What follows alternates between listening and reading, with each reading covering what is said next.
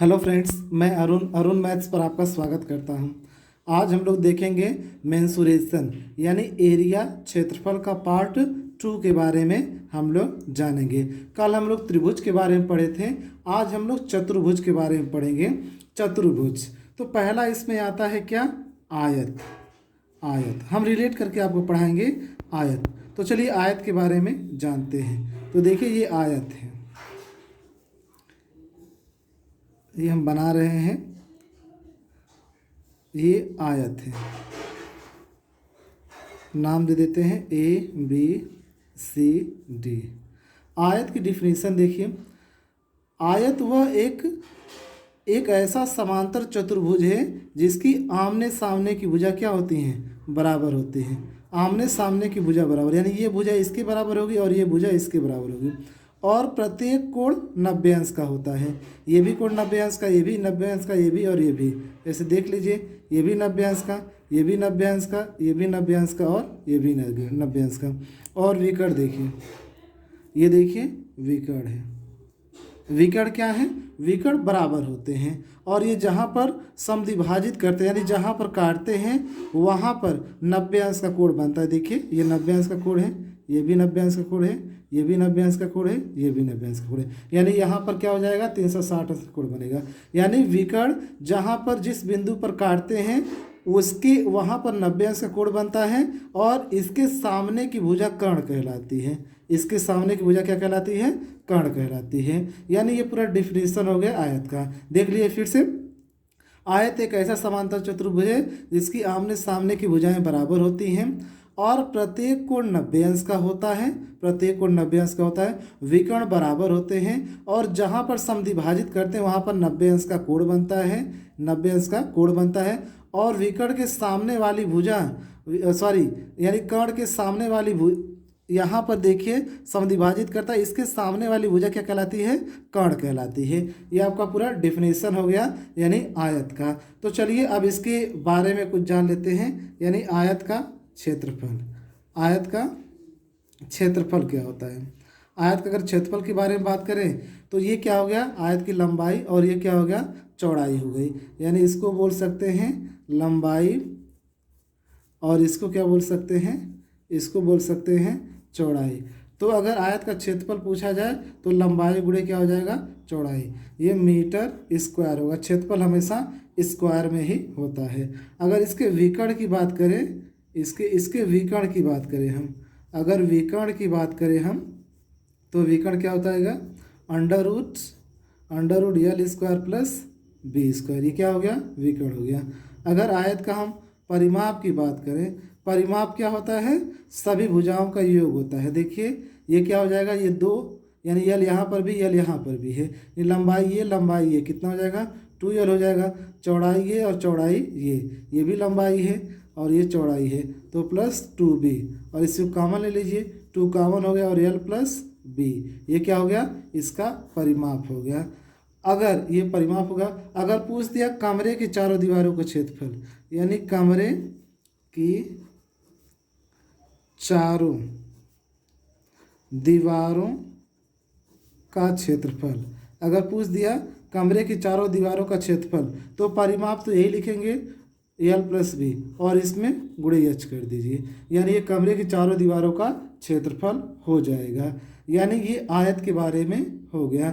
अगर आप इसको समझ गए, ये फिगर समझ गए, तो ये सब आसानी से आप समझ सकते हैं। तो आयत का क्षेत्रफल लंबाई गुणे चौड़ाई, विकर्ण under root l square plus b square, परिमाप 2 इंटू एल प्लस बी, कमरे के चारों दीवारों का क्षेत्रफल 2 into l plus b into h हो गया।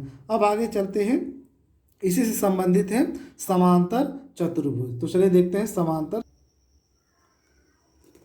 अगला देखते हैं हम लोग समांतर चतुर्भुज। कौन सा? समांतर चतुर्भुज। समांतर चतुर्भुज के बारे में जानते हैं। तो देखिए फिगर से हम लोग समझेंगे।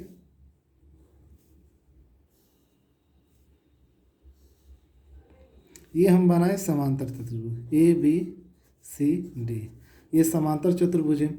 और समांतर चतुर्भुज की डिफिनीशन देखिए, यानी इसके आमने सामने की भुजाएं क्या होंगी, बराबर होंगी। ये वर्ग से आयत से रिलेटेड है, इसके आमने सामने की भुजाएं बराबर होंगी। और उसके बाद देखिए, और ये जो विकर्ण है, ये विकर्ण जहाँ पर समद्विभाजित करते हैं, विकर्ण जहाँ पर समद्विभाजित करते हैं वहाँ पर 90 अंश का कोण बनता है। क्या होता है, 90 अंश का कोण बनता है। और इसमें एक चीज़ और है, इसमें ऊंचाई दिया रहेगा। तो जैसे देखिए यहाँ से अगर एक आप लाइन खींचते हैं डॉट डॉट डॉट डॉट ये, और यहाँ से ये खींचते हैं, तो देखिए एक अन्य समांतर चतुर्भुज बन गया। देखिए यहाँ पर ABCD है, यहाँ पर E और F कर लेते हैं, E और F कर लेते हैं। यानी एक समांतर चतुर्भुज ABCD हो गया, दूसरा समांतर चतुर्भुज DCFE हो गया, ये दूसरा समांतर चतुर्भुज है। अब अगर इसके, और ये देखिए इसको ऊंचाई मान लेते हैं, DE को ऊंचाई मान लेते हैं। अब समांतर चतुर्भुज का क्षेत्रफल निकालिए, समांतर चतुर्भुज का क्षेत्रफल, इसका क्षेत्रफल होता है आधार गुणे ऊंचाई।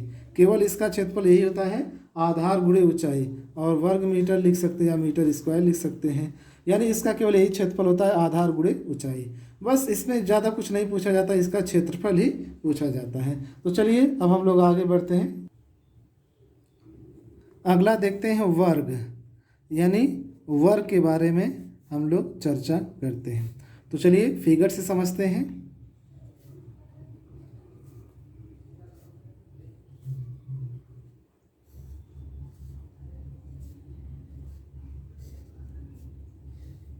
ये देखिए वर्ग है, ये क्या है, ABCD एक वर्ग है।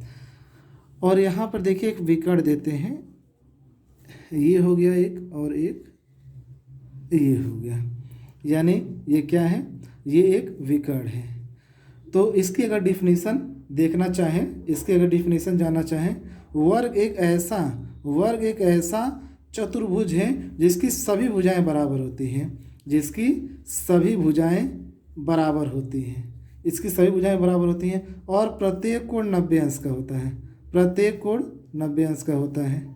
और विकर्ण आपस में क्या होते हैं, बराबर होते हैं। और जहाँ पर समद्विभाजित करते हैं वहाँ पर 90 अंश का कोण बनता है। ये 90 अंश का कोण हो गया, ये 90 अंश का कोण होगा, ये 90 अंश का होगा। और इसके सामने वाली भुजा क्या कहलाती है, इसके सामने वाली भुजा कर्ण कहलाती है। क्या कहलाती है, कर्ण कहलाती है। तो अगर विकर्ण की, ये विकर्ण है, इसको D से प्रदर्शित आप कर सकते हैं। तो चलिए देखते हैं, अब इसके बारे में लिख लेते हैं, इसके फार्मूले वगैरह। तो वर्ग का क्षेत्रफल, तो वर्ग का क्षेत्रफल क्या होता है, भुजा स्क्वायर यानी A स्क्वायर, या फिर ये भी होता है, यानी विकर्ण स्क्वायर बाई 2। अगर विकर्ण दिया रहेगा तो ये फार्मूला रहेगा, विकर्ण नहीं दिया रहेगा तो भुजा स्क्वायर होता ही है। अब आगे बढ़ते हैं, अब इसके विकर्ण के बारे में जानते हैं। इसका विकर्ण क्या होता है, इसका विकर्ण क्या होता है, √2 इंटू A क्या होता है, विकर्ण होता है। परिमाप क्या होगा, परिमाप मतलब क्या होता है, सभी भुजाओं का योग। एक भुजा ये है, एक भुजा ये, एक भुजा ये, एक भुजा ये, कितना हो जाएगा, 4A क्या हो जाएगा, परिमाप हो जाएगा। जब भी क्षेत्रफल आएगा तो मीटर स्क्वायर हो जाएगा, और विकर्ण मीटर में हो जाएगा, परिमाप किस में हो जाएगा, मीटर में हो जाएगा। अगला देखते हैं, इसी से रिलेटेड है समचतुर्भुज। क्या है, समचतुर्भुज। तो चलिए देखते हैं, फिगर के माध्यम से हम लोग समझेंगे।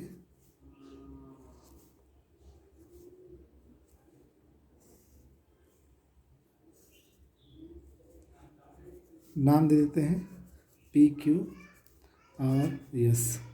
ये विकर्ण लिख कर लेते हैं, विकर्ण। और ये विकर्ण D1 को इंगित क्या करता है, ये D2 मान लेते हैं। अब इसकी डिफिनेशन देखिए, समचतुर्भुज यह एक ऐसा चतुर्भुज है जिसकी सभी भुजाएं आपस में क्या होती हैं, बराबर होती हैं, जिसकी सभी भुजाएं आपस में बराबर होती हैं। विकर्ण बराबर नहीं होते हैं, ये D1 हो गया तो ये D2 हो गया। लेकिन ये कोण इसके बराबर होता है, और ये कोण इसके बराबर होता है। ये इसकी डिफिनेशन हो गई। अब इसका फार्मूला वगैरह लिखते हैं। समचतुर्भुज का क्षेत्रफल, देखिए समचतुर्भुज का क्षेत्रफल क्या हो जाएगा, 1/2 d1 गुणे d2, यानी 1/2 विकर्णों का गुणनफल। और इसके बाद समचतुर्भुज की भुजा, अगर भुजा की बात करेंगे 1/2 under root d1 square plus d2 square हो जाएगा।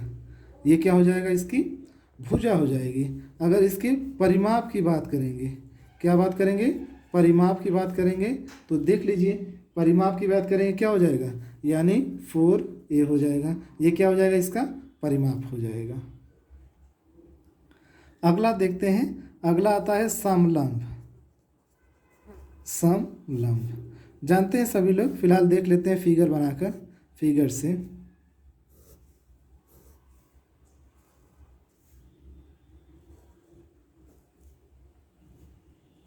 ABCD,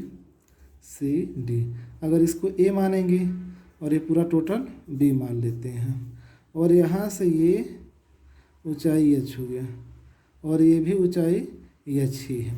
अब अगर इसका क्षेत्रफल निकालें, समलंब का डिफिनीशन देख लीजिए, वह चतुर्भुज जिसकी आमने सामने की भुजाएं समांतर हों, आमने सामने की भुजाएं समांतर हों तथा अन्य दो भुजाएं असमांतर हों, क्या कहलाता है, समलंब कहलाता है, समलंब कहलाता है। तो अब आगे देखते हैं समलंब का क्षेत्रफल, यानी समलंब का क्षेत्रफल।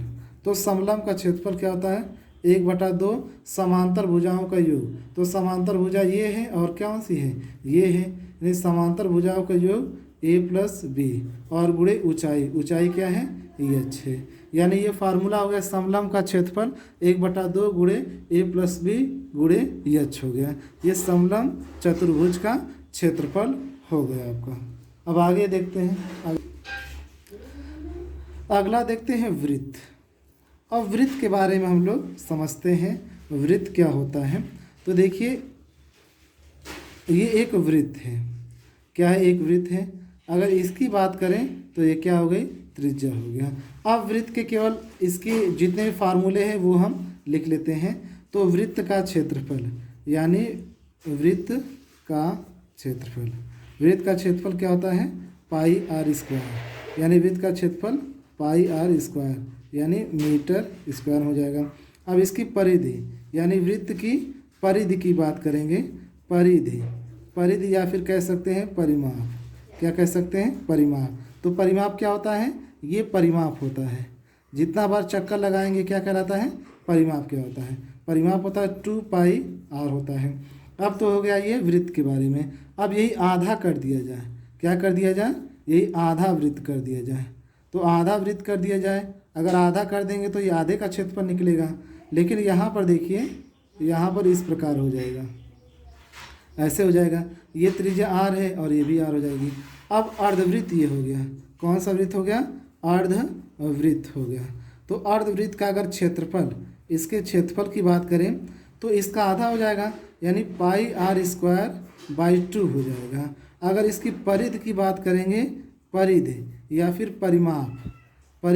परिमाप की बात करेंगे तो क्या हो जाएगा, इसका आधा कीजिए, 2πr का आधा हो जाएगा प्लस, लेकिन ये भी तो r है, ये r हो गया और ये r हो गया, कितना हो गया, 2r हो गया, यानी 2 से 2 कैंसिल हो गया, यानी πr + 2r हो गया है। यानी इस प्रकार से हम लोग वृत्त तक पढ़े हैं। यानी कॉन्सेप्ट आपका आज कॉन्सेप्ट समाप्त हुआ है और इसके बाद हम लोग क्वेश्चन लगाएंगे। कुछ जो क्वेश्चन परीक्षाओं में पूछे गए हैं इंपॉर्टेंट क्वेश्चन, सभी क्वेश्चन हम आपको बताएंगे। वीडियो देखने के लिए धन्यवाद। यदि वीडियो पसंद आए तो लाइक, शेयर और सब्सक्राइब जरूर करें।